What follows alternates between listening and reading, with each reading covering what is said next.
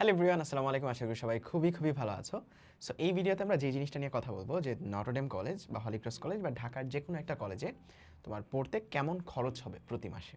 কারণ এই জিনিসটা ইম্পর্টেন্ট, কারণ যখন তুমি গ্রাম থেকে আসতেছো বা গ্রাম থেকে কেউ যখন ঢাকায় আসবা, সো তোমাকে এই খরচটা না জানলে তুমি আসলে দিশেহারা হয়ে পড়তে পারো। সো আগে থেকে একটা টার্গেট তোমার যদি মাথায় সেট করা থাকে, তাহলে তোমার ফ্যামিলিও একটা বেটার আন্ডারস্ট্যান্ডিং পাবে যে কেমন খরচ হতে পারে। এটা নটরডেম কলেজের জন্য আমি বলতেছি, বাট ঢাকার যে কোনো কলেজে পড়লেই তোমার সিমিলার খরচ হবে। নটরডেম কলেজ বলো, রেসিডেন্সিয়াল মডেল কলেজ বলো, বা বিশ্রেষ্ঠ মুন্সি আব্দুর রউফ বলো। কিন্তু সরকারি কলেজে তুমি যদি পড়তে পারো তাহলে হয়তো একটু খরচটা কমবে, বাট মোরলেস ওভারঅল ঢাকা শহরে তুমি যদি থেকে পড়তে চাও কেমন খরচ হতে পারে সেটাই আলোচনা করব এই ভিডিওতে। সো আমি যেহেতু নটরডেমে ছিলাম, আমি নটরডেমের পাশেই হোস্টেলে ছিলাম, অ্যান্ড আমার গ্রামের বাড়ি ছিল হচ্ছে কিশোরগঞ্জ।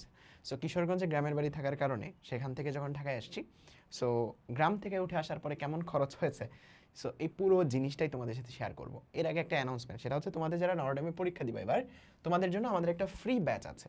বিগত 5 বছর যাবত আমি অনলাইনে নটরডেম কলেজ এবং হলি ক্রস কলেজের জন্য ফ্রি ব্যাচ পড়াচ্ছি। আমার হাত ধরে 10 মিনিট স্কুল, এসিএস, এই প্ল্যাটফর্মগুলোতে কলেজ অ্যাডমিশন ব্যাচ চালু হয়েছে এবং আমি সেগুলো সাকসেসফুলি রান করেছি বিগত বছরগুলোতে। আমাদের এই ব্যাচ থেকেই প্রায় প্রতিটা কলেজে, নটরডেম কলেজ, হলি ক্রস কলেজে প্রায় অর্ধেক শিক্ষার্থী আমাদের ব্যাচগুলো থেকেই থাকতো। সো কলেজ অ্যাডমিশনের জন্য পেইড কোনো কিছুতে যুক্ত হয়েও না। আমাদের ফ্রি ব্যাচটা যেটা আছে সেটার মধ্যেই তোমার কম্পারেটিভ প্রিপারেশনও হয়ে যাবে, এক্সামও আমরা নিব। সো যাবতীয় গাইডলাইন যেগুলো দরকার হয় সব কিছু আমরা প্রোভাইড করব।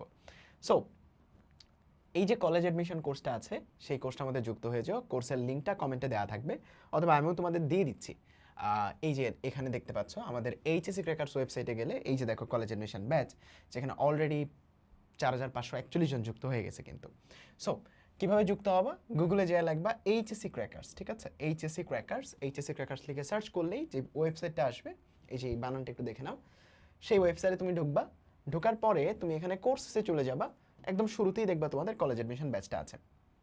ওকে, সো আলোচনায় আসি যে নটরডেম কলেজে পড়তে তোমার কেমন খরচ হতে পারে। সো আমি দুই টাইপের মানুষজনের জন্য খরচটা বলবো। একটা হচ্ছে যারা রেসিডেন্ট, মানে ঢাকার রেসিডেন্ট, মানে ঢাকায় কোনো আত্মীয়র বাসায় থাকবা। আরেকজন হচ্ছে নন রেসিডেন্ট, মানে ঢাকার বাইরে থেকে যারা আসবা। ওকে, সো যাদের লিভিং কস্ট লাগবে না, অর্থাৎ যারা ঢাকায় থাকা খাওয়ার জন্য কোনো খরচ লাগবে না, হয়তো কোনো রিলেটিভের বাসায় থাকবা বা তোমার আগে থেকেই ঢাকায় থাকো, সো ওই কেসে তোমার কোনো থাকা খাওয়ার খরচটা লাগবে না, ঠিক আছে? সো আমি এটাকে এইভাবে ভাগ করতে পারি যে ইনসাইড ঢাকা যারা যারা হচ্ছে ঢাকার ভিতরে থাকবা তাদের জন্য এই জিনিসটা, ওকে? আর যারা ঢাকার বাইরে থাকবা তাদের জন্য আরেকটা হিসাব। সো যারা ঢাকার বাইরে থাকবা, আউটসাইড ঢাকা, তাদের জন্য এই সাইডে আমি তোমাদেরকে বলার চেষ্টা করব। আমি হচ্ছে কলেজের ফিসটা হিসাব করে তোমাদেরকে বলি যে কলেজে আসলে তোমাদেরকে কত টাকা ফিস দিতে হবে। সো কলেজে দুই রকমের ফিস আছে। একটা হচ্ছে বার্ষিক ফি, ঠিক আছে? যেটা তোমার দিতে হবে বছরে 2বার, মানে যখন তুমি ভর্তি হবা এবং যখন তুমি সেকেন্ড ইয়ারে উঠবা, এই দুইটা সময়ে তোমাকে একটা বার্ষিক ফি দিতে হবে। এখন বার্ষিক ফিটা কত? সায়েন্সের যে বিজ্ঞান ভার্সন, মানে বিজ্ঞানের যে বাংলা ভার্সন, এই বাংলা ভার্সনের জন্য ফিসটা একরকম, ইংলিশ ভার্সনের জন্য একটু বেশি ফিসটা থাকে সাধারণত। সো বাংলা ভার্সনের জন্য ফিসটা 10 থেকে 11,000-এর রেঞ্জে হয়, ঠিক আছে? আবার সেকেন্ডারে যখন উঠবা তখনও তোমাকে 10 থেকে 11,000-এর রেঞ্জে একটা টাকা দিতে হবে। তার মানে 2 বছরে তোমাকে বার্ষিক ফিস হিসেবে ধরে নিতে পারো যে 20 থেকে 22,000 টাকা তোমাকে কলেজে দিতে হবে। এরপর আসা হচ্ছে মাসিক বেতন, বুঝছো? মাসিক বেতন। এখন নটরডেমের যে মাসিক বেতন আছে, তারা আসলে মাসে নেয় না, প্রতি মাসে নেয় না। তোমাকে যে কাজটা করতে হবে যে তোমাকে 6 মাসেরটা একবারে দিতে হবে। তারা যখন ভর্তি নেয় একদম স্টার্টিং ডেতেই 6 মাসের বেতন নিয়ে নেয়, 6 মাস পরে আবার 3 মাস করে বেতন নেয়। সো মাসিক বেতনটা যারা বাংলা ভার্সন আছে তাদের জন্য আমি কথাবার্তাটা বলতেছি। সো বাংলা ভার্সনের জন্য এটা এখন যতটুকু আছে সেটা হচ্ছে 1600। আমরা যখন পড়েছিলাম তখন সেটা 1300 ছিল। সো এইটা প্রতি মাসেই তোমাকে কাউন্ট করে দিতে হবে, যদিও বা এইচএসসি লাইফটা 16 মাসের, বাট বেতন তারা নেয় হচ্ছে টোটাল 24 মাসেরই। 2 বছরে 24 মাসের জন্যই বেতন নেয়। তোমাদের সেশনটা হবে জুলাই 1, 2026 থেকে একদম তোমার হচ্ছে জুলাই মানে জুন 30, 2028, এই 2 বছরের জন্য তোমাকে বেতন দিতে হবে। যেহেতু তুমি এইচএসসি 28 ব্যাচ, 28 সালে তুমি এইচএসসি পরীক্ষা দিবা। তাইলে তুমি একটু হিসাব করো যে তোমাকে যদি 24 মাসের বেতন দিতে হয় তাহলে তোমাকে কত টাকা দিতে হবে এই জায়গাতে। সো তুমি যদি ক্যালকুলেট করো 16 × 24 গুণ করো 1600 × 24, 38,400 টাকা টোটাল এই পরিমাণ টাকাটা। তার মানে মোট কত টাকা তোমাকে খরচ করা লাগতেছে কলেজের পেছনে টোটাল? এখানে 38,000, ওইখানে আবার 22,000, সো অ্যাপ্রক্সিমেটলি 60,000 টাকা তোমাকে কলেজে দিতে হবে। এটা কলেজের ফিস হিসেবেই তোমার যাবে যদি তুমি থাকা খাওয়া না করো। মানে থাকা খাওয়াটা যদি তোমার ম্যানেজ হয়ে যায় বা তুমি যদি ঢাকার কোনো রেসিডেন্ট হও বা ঢাকায় কোনো আত্মীয়র বাসায় থাকো তাহলেও তোমার 60,000 টাকার পরিমাণ খরচ হবে। এটা যদি ঢাকার অন্যান্য কলেজে পড়ো তাহলেও ব্যাপারটা সিমিলার।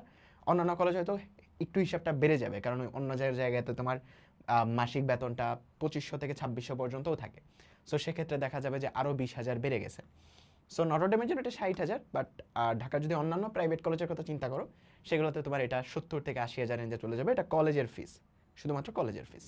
এখন ভর্তির সময় একদম স্টার্ট ডেতে তোমার কত টাকা খরচ হতে পারে?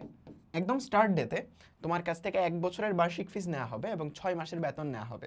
সো অ্যাপ্রক্সিমেটলি প্রথম দিনই তোমাকে 20 থেকে 21,000 টাকার মতো তোমার থেকে নিয়ে নেবে, একদম তুমি যেদিন ভর্তি হবা সেদিনই। ওকে, সো এই টাকার ভিতরেই তারা, এই বার্ষিক ফিসের ভিতরেই তারা কলেজ থেকে তোমাকে ড্রেস দিবে, ব্যাগ দিবে, সব কিছু তারা এই ফিসের মধ্যেই কভার করবে কলেজ থেকে, সেটা তোমাকে বিনামূল্যেই দেওয়া হবে।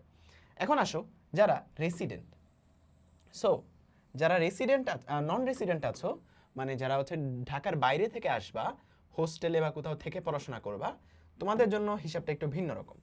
তোমাদের জন্য তো এই ফিসগুলো লাগবেই, মানে কলেজের ফিসটা লাগবেই, মাস্ট। কলেজের ফিসটা তোমাদের জন্য তো অবশ্যই লাগবে, দেওয়াই লাগবে। পাশাপাশি তুমি যেহেতু হোস্টেলে থেকে পড়বা তোমাকে কিন্তু হোস্টেল ফিসও দিতে হবে। এখন ঢাকার হোস্টেলগুলোতে মিনিমাম তুমি যদি একটা স্বাস্থ্যসম্মত হোস্টেলে থাকতে চাও মিনিমাম একটা বেড ভাড়া কত? সো অনেকে কি করে, কয়েকটা রকমের এখানে থাকা যায়, একটা হচ্ছে মেস সিস্টেমে আর একটা হচ্ছে হোস্টেল সিস্টেমে। যেগুলো হোস্টেল সিস্টেম সেগুলোতে হচ্ছে থাকা খাওয়া সবটাই হোস্টেল ম্যানেজ করে, তোমার কাছ থেকে একটা প্যাকেজ আকারে একটা টাকা নেয় প্রতি মাসে। সো হোস্টেলগুলো যেগুলো আছে এনডিসির পিছনে ম্যাক্সিমামই হোস্টেল।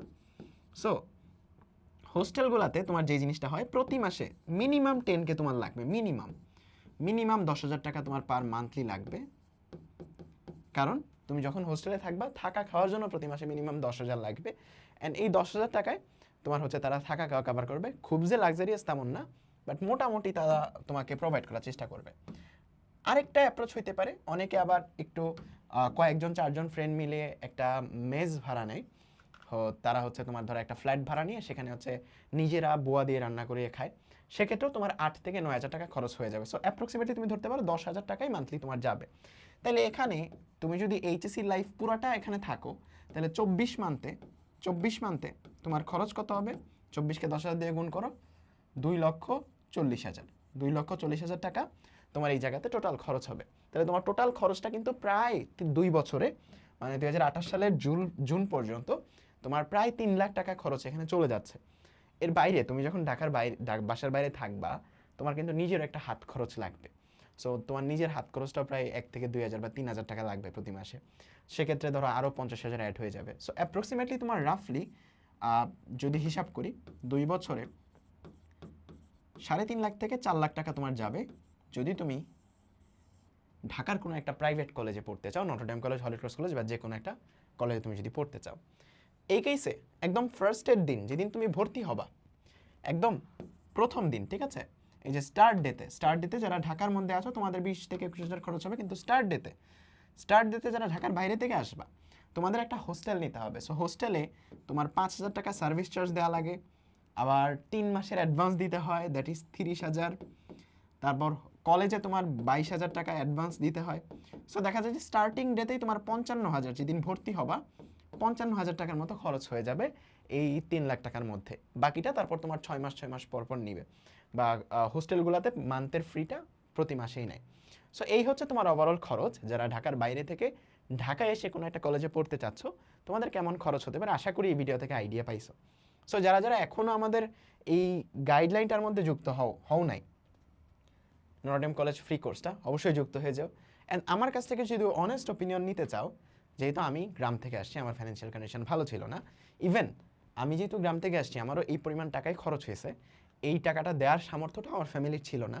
আমাদের একটা ছোট্ট জমি ছিল 3 শতাংশ, সেটা বিক্রি করে আমার আম্মা আব্বা হচ্ছে এই টাকাটা জোগাড় করছিল, ঠিক আছে? এখন যদি আমাকে এই লাইফে এসে জিজ্ঞেস করো যে ভাই আপনার ওই জায়গাটা বিক্রি করে আপনার আম্মা আব্বা যে পড়াইছিল এটা কি অর্থিত কিনা নটরডেম পড়াটা, অবশ্যই অর্থিত। তুমি যদি নটরডেমে চান্স পাও তাহলে জিএম নেই হোক একটু 3-3.5 লাখ টাকা ফ্যামিলি যদি ম্যানেজ করে দেয়, এটা তোমার জন্য অর্থিত হবে, এটা তোমার ফিউচারের জন্য অর্থিত হবে। বাট আমি বলবো যদি তোমার নটরডেমে না হয়, অন্য কোনো একটা প্রাইভেট কলেজে পড়তে চাও এবং তোমার ফ্যামিলি কন্ডিশন ভালো না, সেক্ষেত্রে ঢাকায় আসাটা ভুল ডিসিশন হবে, বুঝছো? যদি তোমার ফ্যামিলি কন্ডিশন ভালো থাকে সেক্ষেত্রে তুমি ঢাকায় আসো, বেটার হইতে পারে। বাট ফ্যামিলি কন্ডিশন ভালো না, নটরডেমেও হয় নাই, সেক্ষেত্রে একটা প্রাইভেট কলেজে এসে ভর্তি না হওয়াটাই শ্রেয়। এটা হচ্ছে আমার অনেস্ট ওপিনিয়ন। নটরডেমে হইলে go for Notre Dame at any cost, নটরডেমের জন্য যাও, ঠিক আছে? আরেকটা জিনিস হচ্ছে যে তোমাদের এইচএসসি 28-এর জন্য যে আমাদের কলেজ অ্যাডমিশন ব্যাচটা আছে, সেই কলেজ অ্যাডমিশন ব্যাচ অলরেডি কিন্তু লঞ্চ হয়ে গেছে, তাই না? সো এটার মধ্যে তো তোমরা যুক্ত হবাই। পাশাপাশি আমার তোমাদের জন্য আইসিটি ব্যাচ আছে এবং ফিজিক্স ব্যাচ আছে। আমি বিগত 5 বছর যাবত 10 মিনিট স্কুল, উদ্ভাস, এসিএসএ পড়াচ্ছি। আমার কাছে আইসিটি প্রতি বছর বাংলাদেশের সকল শিক্ষার্থী আইসিটি আমার কাছে পড়ে। অলমোস্ট সকল শিক্ষার্থী আইসিটি প্রিপারেশনটা আমার সাথে নেয়। সো আইসিটি ব্যাচটার মধ্যে তোমরা যুক্ত হয়ে যেতে পারো, এখন ডিসকাউন্ট চলতেছে। পাশাপাশি ফিজিক্স ব্যাচটার মধ্যেও তোমরা যুক্ত হয়ে যেতে পারো, সেটার মধ্যেও একটা বড় ডিসকাউন্ট চলতেছে। সো আমার কাছে গত বছর মানে তোমাদের 27 ব্যাচ, তোমাদের ইমিডিয়েট সিনিয়র ব্যাচেরই প্রায় 11,000 শিক্ষার্থী আমার কাছে আইসিটি পড়তেছে। সো ইনশাল্লাহ খুব সুন্দর করে তোমরা আইসিটির জন্য পড়তে পারো। অ্যান্ড যদি তোমার এই জিনিসটা বিশ্বাস না হয়, তুমি এই ছবিটা স্ক্রিনশট নিয়ে ফেসবুকে কোথাও পোস্ট করো, পোস্ট করে বলো সিনিয়র ভাইয়া আপুরা একটু জানাবেন যে এই ভাইয়া কেমন আইসিটি পড়ে, ঠিক আছে? তারাই তোমাকে বলে দিবে।